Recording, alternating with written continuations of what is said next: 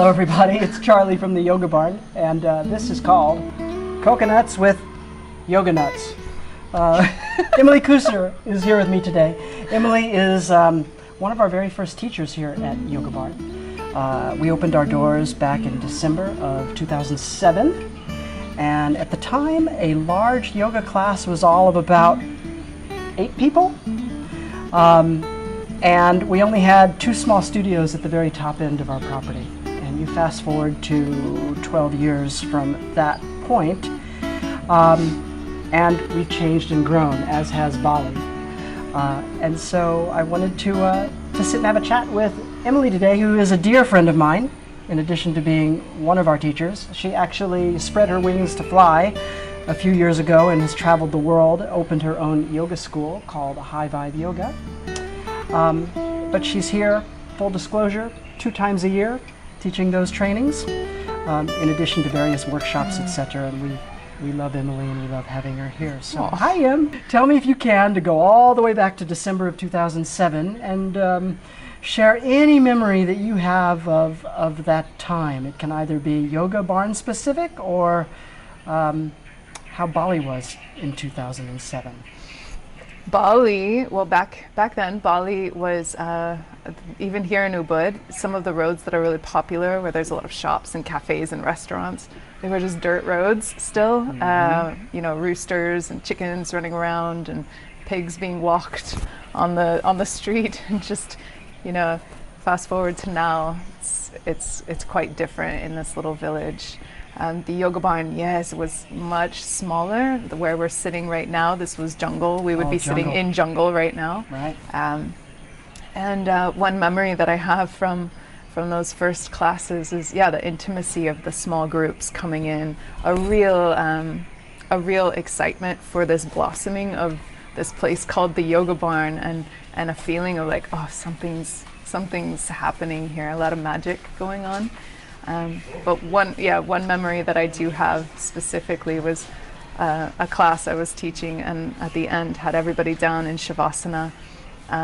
There was maybe 12 people in this class, and everybody was just getting to that place of deep relaxation in a toke, which is what we call the big lizards, a gecko here. The big geckos. Mm-hmm. One was up on the ceiling and it fell on someone's chest in Shavasana, and just, and she, of course, had a spiritual awakening. And everyone around her just, you know, it was like almost everybody started levitating off the ground because of the, you know, the sound and the How did she take it? Out. How did she handle it? Did she recover? Took her we couldn't go back to Shavasana after that, actually.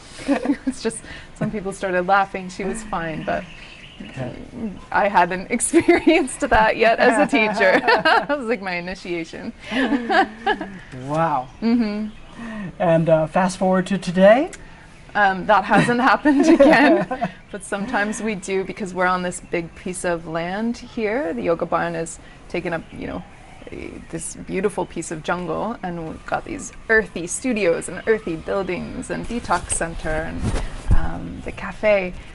What we do have once in a while are like dogs running through the property and chickens. Like, where did that chicken come from? No pigs yet. Tell me a little bit about the womb of yoga in Bali amidst this beautiful Hindu culture, and how nice it is to practice here as a result of that. Yeah, well, the climate is so ideal for practicing yoga, like asana, pranayama, movement and breath. It's really ideal. The warmth people can feel in their bodies when they're practicing, and just the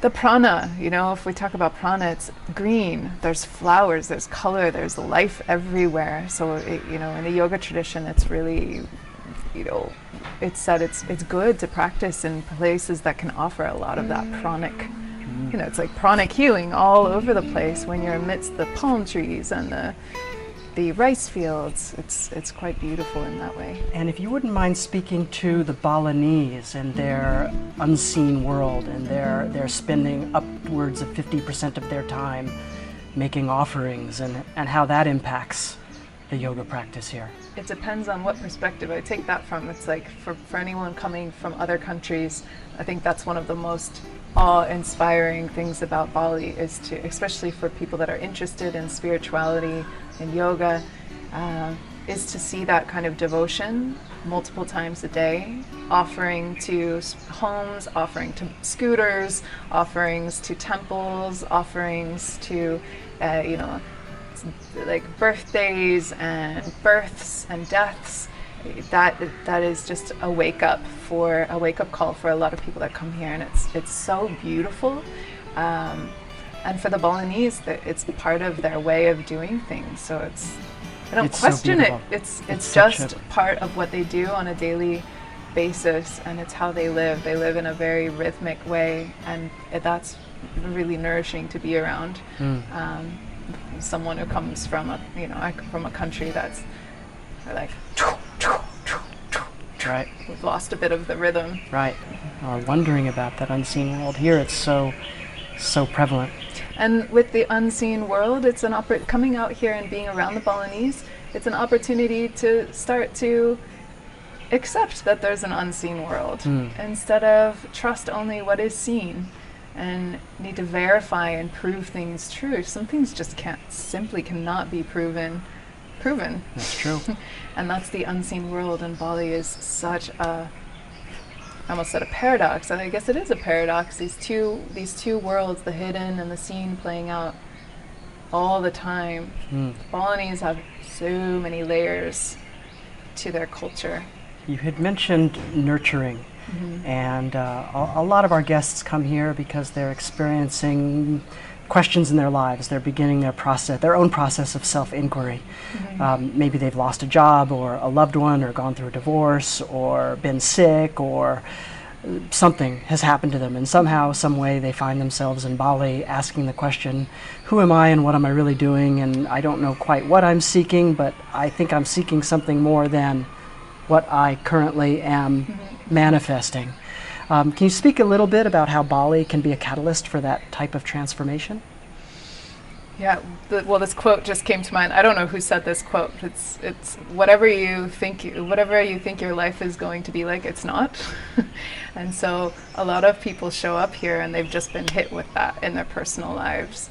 And because there are so many people here that have chosen to be here for healing purposes and have become, healers themselves, whether that's foreigners or Balinese, they can really hold space for people going through that process. So somehow this place, this village in particular in the whole of Bali, has become a place where there are a lot of people living here who understand that process and can hold others through it. Now, if that wasn't the case, I don't know if so many people would be coming here and having those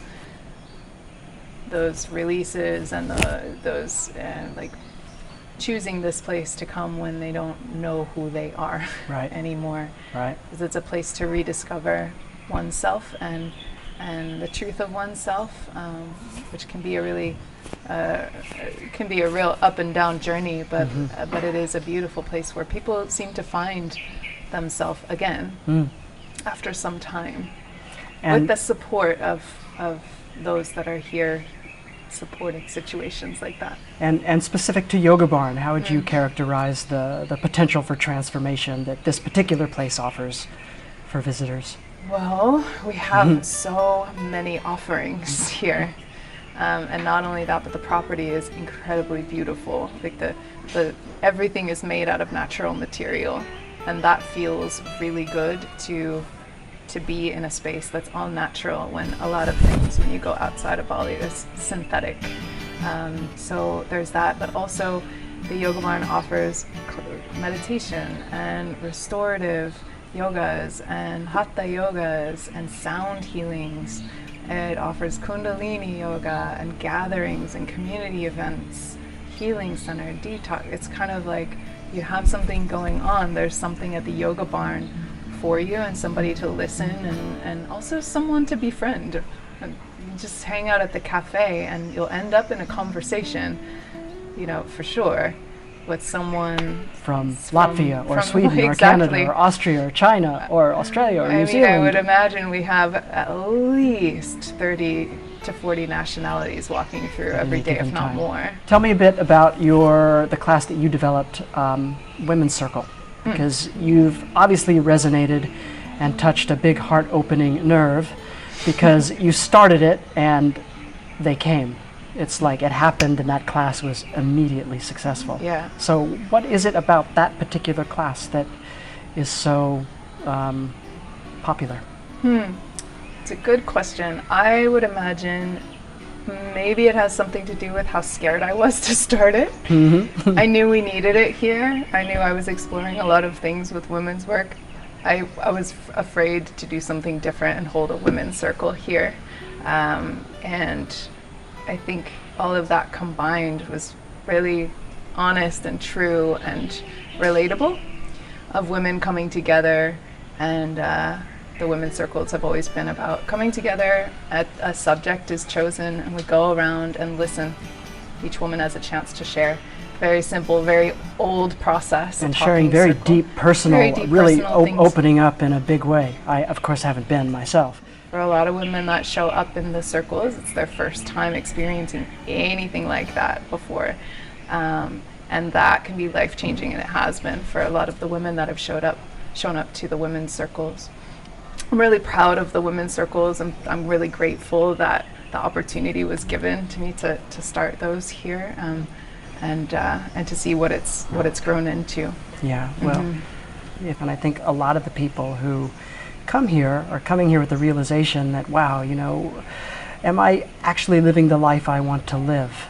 Am I taking care of the temple that is my body?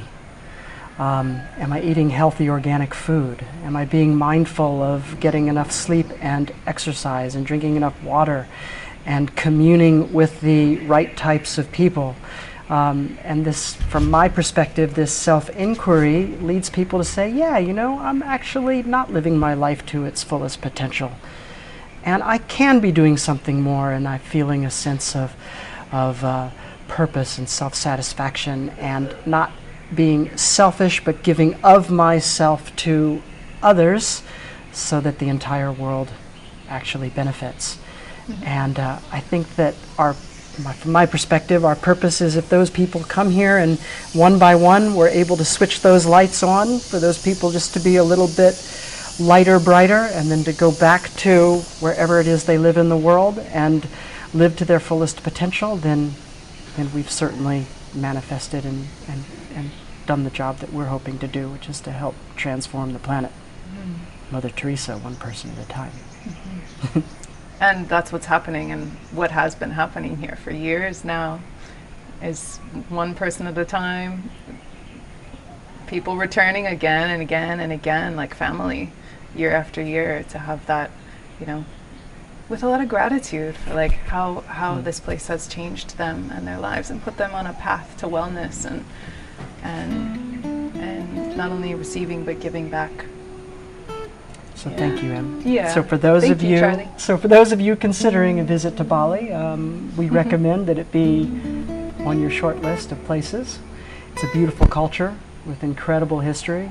When you come, you can get lots of massages, drink lots of coconuts, take lots of yoga, all while transforming yourself to be the brightest, best, most beautiful manifestation for you.